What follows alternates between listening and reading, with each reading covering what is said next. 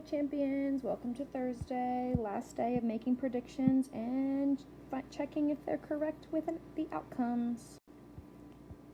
Let's practice number 1. Rachel slouched down in her seat and tried to avoid her teacher's eyes as it swept across the classroom. Please don't call on me, please don't call on me, Rachel murmured to herself. Just the thought of having to stand up in front of everyone and give her report made Rachel want to throw up. She closed her eyes and wished the moment away. When she opened them again, her teacher was looking directly at her. Ooh, I know that feeling. So Rachel doesn't want to be called on. Doesn't want to present. Fun fact, if you try to avoid eye contact with your teacher, it doesn't work sometimes. So I think the teacher's going to call on her. I think the teacher will call on Rachel. Why do I think this? Well, when she looked up, her teacher was looking directly at her. Let's see if I'm right. Her teacher gave her a huge smile and called on the boy sitting right next to her. Thank goodness. Oh man, the teacher let her get away with it.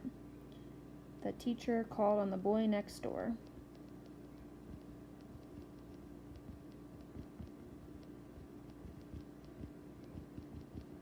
Maybe she'll be called after that, though. So my prediction wasn't right, but I still made a good prediction. Number 2 is a longer one. The old woman and her bedraggled cat stood just outside the entrance to the store, where the shoppers who came and went ignored her. The storekeeper watched her from inside behind the counter. What did she want? A man came up to the counter with his purchases. What is that woman doing standing out there? He asked the shopkeeper. Did she say anything to you? The shopkeeper asked anxiously. No, she just looked at me. She looks hungry.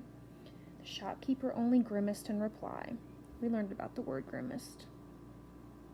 He took the man's money, bagged up his purchases, and nodded. When the man left, he handed the old woman $1 as he passed. The old woman put it in her pocket. That's it, the shopkeeper said to himself, taking off his apron and laying it down as he came out from behind the counter. Whoa. So what's going to happen? So what's happening here? An old woman and cat are outside a shop. They seem to be maybe begging or something. So I think the shopkeeper, he seems a little agitated. He grimaced, which means he frowns. He says, "That's it," to himself, takes off his apron, and comes behind the counter. I think he is going to make the old lady go away. He is going to send the old lady away. Doesn't seem like a nice man. So let's see if I'm right. Shopkeeper told the old lady that she needed to leave if she was not willing to buy anything from the store. The old lady dropped her head and walked away sadly. So I was right. He's going to send her away. Sent her away. He didn't seem like a nice guy. He could have just given her some groceries. And a third one.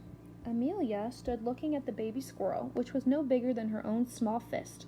She pointed through the sliding glass door and said, "Look, Mama." Her mother joined her at the door and said, "Oh my." Just then a shadow swooped across the grass, where the small thing lay curled in the backyard, helpless. That was a hawk, Mama said.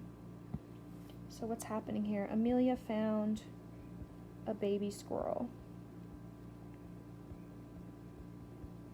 But there's also a hawk. Hawk flying around. Hawks like little things like that. I think Amelia will help save the squirrel. There's no way she can let the baby squirrel get eaten. I think Amelia will save the squirrel. Hopefully with enough time. Let's see if I'm right. Just before the hawk could swoop down again to grab the baby squirrel, Amelia raced across the grass and sheltered the squirrel with her body. After many minutes, the hawk flew away and the baby squirrel was safe. So she did. Amelia saved the baby squirrel.